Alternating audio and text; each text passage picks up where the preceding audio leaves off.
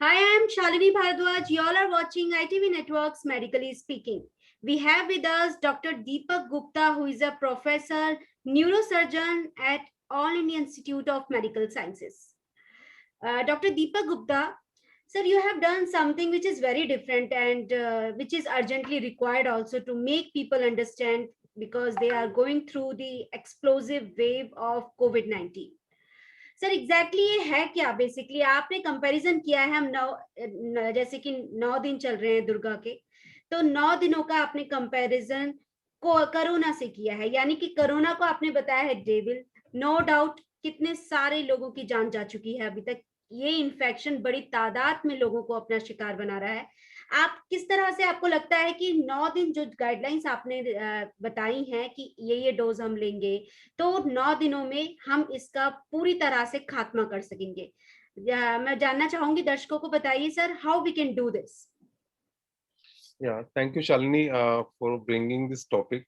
Actually एक साल हो गया पूरा कोरोना का जिससे हम लोग लड़ रहे हैं एंड हमारे भारत देश के अंदर ही almost over 1 million cases already हो चुके हैं। एंड क्योंकि हमारे पास हमेशा क्वेरीज आती रहती है एंड बहुत ज्यादा एक प्रेसिपिटेंसी होती है, एक अर्जेंसी होती है कि रेमडेसिविर के बारे में आजकल बहुत ज्यादा सुन रहे हो कि लोग भाग रहे हैं पागलों की तरह और ब्लैक मार्केट में परचेज हो रही है, drug is not available. Plasma का इतना एक साल पहले डिस्कशन हुआ था कि प्लाज्मा अगर मिल गया तो हमारे पेशेंट की लाइफ बच जाएगी। so तो true मुझे sir लगता है कि although I am not a doctor I am a journalist in instead I am getting so many calls on daily basis that remdesivir है नहीं लोगों को इसका यूजेज नहीं पता लगातार डॉक्टर्स भी इसको प्रेस्क्राइब करें क्या कहना चाहेंगे यस सर बताइए आप तो अगर आप रेमडेसिविर की बात कीजिएगा तो it is to be given very early within first 10 days of the illness. And अगर आपका पेशेंट काफी सिवियरली सिक है, the patient is on ventilator, on oxygen therapy और एनआईवी सपोर्ट पे है, then probably it improves the time to recovery. लेकिन remdesivir के बारे में अगर आप ध्यान से देखेंगे तो दूसरे देशों में majority of the centres in Europe, Italy, they don't use remdesivir at all. So it is not a brahmastra. मुझे लगता है कि the only brahmastra which you have when a patient is sick, अगर किसी मरीज का 94% से ऑक्सीजन सैचुरेशन कम है तो आइडियल सर्कमस्टांसिस में उसको ऑक्सीजन थेरेपी की जरूरत है। एक चीज बड़ी क्लियर है कि कोई भी पेशेंट अगर सिक होगा that is on the day 5 of the illness, क्योंकि जो आपका इन्फ्लेमेटरी मार्कर्स आने शुरू होते हैं 5 दिन वायरल ऑनसेट के बाद में आते हैं। So remdesivir is not everything and मुझे नहीं लगता कि इतना ज्यादा it's a game changer. It makes no difference if you don't give remdesivir. There are large number of ICUs, I know personally, the best of the ICUs जो remdesivir को use ही नहीं करते। However, I am not recommending कि remdesivir is not to be used. It can be used, but it should be given early, within the first 10 days only. That is number one. इसके अलावा सबसे important चीज हमें पता होनी चाहिए steroids, dexamethasone, methyl prednisolone. मैंने 9 days का जो मैंने बात करने की कोशिश करी आपके माध्यम से, उसमें बेसिकली मैं चाहता हूँ कि हमारे डॉक्टर्स और हमारे जो पेशेंट है वो हर रोज अगर एक बात को सीखते हैं सो वो उनके लिए हमेशा के लिए जो कोरोना के जो मिथ्स है, डाउट्स है, वो क्लियर हो जाएंगे। अगर डे 1 पे आप सीखते हैं स्टीरॉइड्स के बारे में तो मेरा सजेशन ये है, और मैं जो भी बातें आपको बताने की कोशिश कर रहा हूँ, they all are established and recommended guidelines both by AIIMS and also by international standards. Steroids का जहां तक के यूज है, अगर कोई मरीज घर पे है तो मेरी एक रिक्वेस्ट है कि प्लीज स्टेरॉइड्स किसी भी तरह का यूज मत कीजिए। स्टेरॉइड्स का यूज अगर आपको करना है that is to be done only after first week of illness, क्योंकि फर्स्ट वीक में इसका कोई रिकमेंडेशन नहीं है, इनफैक्ट साइड इफेक्ट ज्यादा होते हैं।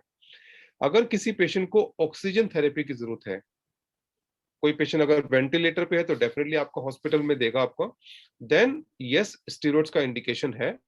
एंड जितने भी सीवियरली सिक पेशेंट्स होते हैं उन लोगों को हम लोग स्टेरॉइड्स देते हैं, but no steroids if you are at home. अगर आप घर पे है इसका मतलब आपका ऑक्सीजन सैचुरेशन ठीक है और आपको स्टेरॉइड की जरूरत नहीं है। बिल्कुल नंबर 2, डे 2 मैं आप बोलता हूं कि रेमडेसिविर की अगर आप बात कीजिएगा तो रेमडेसिविर अगर आपको देना है तो कोई भी पेशेंट अगर आपका वेंटिलेटर पे है या उसको हाई फ्लो ऑक्सीजन की थेरेपी लग रही है और वो पेशेंट जल्दी आपके पास में अगर आता है, तब उसमें आप दे सकते हो। और ये बात बड़ी क्लियर है कि का मोर्टेलिटी पे कोई फर्क नहीं पड़ता। ये थोड़ा आपके रिकवरी का टाइम बढ़ा देता है, लेकिन इससे मोर्टेलिटी पे कोई फर्क नहीं पड़ता। तीसरी सबसे महत्वपूर्ण बात यह है एंटीकोगुलेंट्स, यानी कि आप हिपैरिन या क्लेक्सेन की अगर बात, खून पतला करने की जो दवाइयों की बात करते हो आप, बिल्कुल sir. They are definitely indicate, हाँ हाँ जी, they are definitely indicated in COVID patients. और लेकिन वो भी माइल्ड डिसीज के अंदर उसका कोई इंडिकेशन नहीं है। तो इसलिए मैं बोलता हूँ कि कोई भी दवाइयाँ ऑफ लेबल आप मत लीजिएगा, अगर आप डॉक्टर आपको रिकमेंड करते हैं तभी आप लीजिएगा। हम्म। सबसे इंपॉर्टेंट जो है प्लाज्मा थेरेपी। आपने देखा होगा कि पिछले साल हमारे देश में बहुत ज्यादा, इनफैक्ट आज अभी तक कई सेंटर्स में लोग प्लाज्मा शुरुआत की हो बात चुकी है करते हैं। सर। बिल्कुल 1 महीने प्लाज्मा डोनर, से demand is on peak basically. या सो प्लाज्मा थेरेपी का रोल अगर है तो that is only with in first 3 to maximum 4 days। उसके बाद प्लाज्मा थेरेपी का कोई रोल ही नहीं। तो ये चीज बड़ी क्लियर होनी चाहिए। सेकेंडली, जिससे आप प्लाज्मा ले रहे हो उसके अंदर एंटीबॉडी टाइटर कितना है। अगर किसी को कोविड हुआ, आपने उसको प्लाज्मा दे दिया, अगर उसकी एंटीबॉडी टाइटर ही बहुत कम है, तो प्लाज्मा थेरेपी का कोई मतलब ही नहीं है। It makes no sense. So plasma therapy का जो रिकमेंडेशन है मेजर आईसीयूज के अंदर, गाइडलाइंस के अंदर, वो ऑफ लेबल यूज है। कंपैशनेट ग्राउंड पे अगर आप किसी को देना चाहते हो आप दे सकते हो, बट ऐसा नहीं है कि इट इज ए ब्रह्मास्त्र। हमारा क्या होता है कि वी एज डॉक्टर समटाइम्स, या सोसाइटी में मैसेज एक ऐसा पास ऑन होता है शालिनी, की रेमडेसिविर, प्लाज्मा अगर आपके पास नहीं है तो आपके पेशेंट की जान नहीं बचेगी। It is not correct. You right have to sir, बिल्कुल अंडरस्टैंड, सही, बिल्कुल सही कहा सर आपने। कोविड कोविड के पेशेंट में सबसे इंपॉर्टेंट चीज, अगर आप सिक है, हॉस्पिटल में एडमिटेड है, only one thing which can save your life is oxygen. Hmm. Oxygen and oxygen, that thing should be very clear. उसके अलावा जितनी भी आप थेरेपीज की बात करते हो, they all supportive. Large number of patients, आप किसी प्राइवेट प्रैक्टिशनर में, मेडिकल प्रैक्टिशनर के पास जाओगे, doxycycline, azithromycin, ivermectin, vitamin C, vitamin B, ये सब कुछ लिखते हैं। जिंकोविक इनका acid. Zinc yes to some extent, but इन सब मेडिसिन की जो मैं बात कर रहा हूँ, इन सब की कोई भी बेनिफिट नहीं है कोविड के अंदर। करेक्ट। इनफैक्ट लोगों को साइड इफेक्ट ज्यादा होते हैं। आप आइवरमेक्टिन देते हो तो पेशेंट के लूज मोशंस लग जाते हैं आपको, एजिथ्रोमाइसिन। तो what I am trying to say, day 6 में मैंने इसको डे 1 to डे 9 में जो डिवाइड करा है, हर रोज आप एक चीज अपने अंदर डाल लीजिएगा। तो जब तक आपके नवरात्रे पूरे हो गए, तो अब तक आपके कोविड के सारे डाउट क्लियर हो जाएंगे। और सर नेक्स्ट मैंने बात साइकोलॉजिकली की, भी बहुत इम्पोर्टेंट है, क्योंकि लोगों को साइकोलॉजिकली भी ये लगने लगता है कि बार बार कि हम मार्केट गए हमें कोरोना हो जाए, तो ये भी चीजें बहुत जरूरी हैं।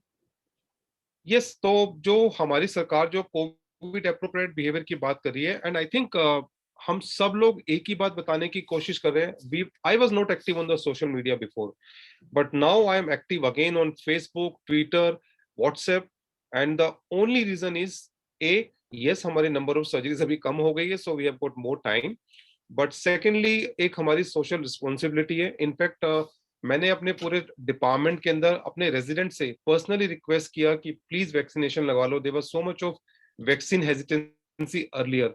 आई used to speak to my faculty, I used to speak to my residents, and I can say neuro surgery department में हमारे सारे residents they are immunised, they have received their first dose, so I feel so proud. So what I am trying to say is that कि शालिनी, हमारी responsibility है and आपकी भी responsibility है कि यू शुड प्रमोट अवेयरनेस। आपको सिर्फ mask पहनना है, this is something which can really really save you. In fact अभी इम्पोर्टेंट गाइडलाइंस आई है, हथियार। Yes yes, it's a very important हथियार। एंड अगर आप ऑफिस में बैठे हैं, अकेले हैं, कोई नहीं है आपके पास, fine, you can take it out, but the moment you go out you have to put on the mask. Mask पूरा आपको नाक को पूरा कंप्लीटली कवर करना चाहिए, क्योंकि जो इनफैक्ट अभी गाइडलाइंस आ रही है कि जो सरफेसिस के ऊपर कोविड से इन्फेक्शन स्प्रेड नहीं करता। आप लोग देखते हो कि बहुत ज्यादा जाते हैं, अपने मोबाइल फोन को, डोर हैंडल्स को, टेबल को बार बार क्लीन करते हैं। ऑफ कोर्स साफ रखना बहुत इंपॉर्टेंट है, it's nice to maintain hygiene, but COVID spreads primarily by the respiratory route, that and means उसके लिए ड्रॉपलेट्स। ड्रॉपलेट्स, एंड उसके लिए मास्क इज अ मस्ट। तो मुझे लगता है अगर आप बहुत इंपॉर्टेंट बातें अगर मुझसे सारांश में अगर मैं आपको कहना चाहूं, अगर आपको कोविड से बचना है आपको मास्क पहनना है, number 1। Number 2, you must get yourself vaccinated. जो वैक्सीन आपको मिलती है, please don't do any vaccine shopping. जैसे हम लोग डॉक्टर शॉपिंग करते हैं, 1 2 3 4 5 लोगों के पास जाते हैं, प्लीज डोंट डू दैट। आपकी सरकार, आपका सेंटर जो आपको वैक्सीन देता है आप वो लीजिएगा। Either it's a Covishield, Covaxin, आपकी स्पुतनिक, या जो भी वैक्सीन आने वाली है भारत देश के अंदर, आपको जो मिलती है वो आप ले लीजिएगा, because some protection is better than no protection. Agreed, that's it. That's important. यानी कि ये 9 बातें जो आपने बताई हैं, अगर इनको हम ध्यान रखेंगे, ये जो 9 दिन है लोग व्रत करते हैं, पूजा करते हैं, मगर मेडिकली और साइंटिफिकली इन बातों को ध्यान में रखेंगे तो कहीं ना कहीं उनको कोरोना से जरूर छुटकारा मिल जाएगा और साइकोलॉजिकली इसका इम्पैक्ट बहुत बढ़ेगा। Thank you Yes, so because much sir. Yes, बताइए sir. because Shalini, I think the most important thing we have to understand is we have to keep ourselves alive. Okay, yes, nobody that's wants to die. Important. And vaccines के बारे में जो हम लोग बात करते हैं, vaccines are definitely protective against death. अगर आपको ऐसा नहीं है कि आपको वैक्सीन लगने के बाद इन्फेक्शन नहीं हो सकता, you can have infection. There have been few cases, almost 1.7% incidents बताया है जो फाइजर की अभी रिसेंट स्टडी आई है सीडीसी की। बट जिनको भी इन्फेक्शन होता है उनमें डेथ्स की इंसिडेंस ऑलमोस्ट बहुत कम हो जाती है। तो यानी कि vaccine prevent, severity will reduce sir. severity will reduce, death will reduce, and आप अपना मास्क पहन के रखिएगा। एंड धीरे धीरे मुझे लगता है कि हमारे देश में हमारी पॉपुलेशन बहुत ज्यादा है, तो हमारी हर्ड इम्यूनिटी को आने में थोड़ा वक्त लगेगा। एंड जैसे ही हमारी हर्ड इम्यूनिटी आएगी, this second wave will go, and I think will be back to the normal life. Let's see when, maybe 6 months, maybe by the end of this year we should be able to breathe normally.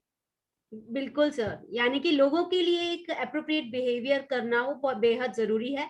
जैसे कि doctor Deepak Gupta ने बताया है, वो खुद corona के virus से एक बहुत बड़ी उससे निकल कर आए हैं, क्योंकि उनके परिवार में भी कोरोना वायरस हुआ था। फर्स्ट वेव में बहुत बुरी तरह से उनका परिवार जो है कोरोना का शिकार हुआ था। ऐसे में जो बातें उन्होंने कही हैं उनको जरूर ध्यान में रखिए, क्योंकि ये वो बातें हैं जो कि साइकोलॉजिकली तो हमें अवेयर करेंगी ही, साथ ही अगर ये आप और लोगों को भी बताएंगे तो उनको भी इससे फायदा होगा और आपको कहीं ना कहीं कोरोना से जरूर छुटकारा मिल जाएगा।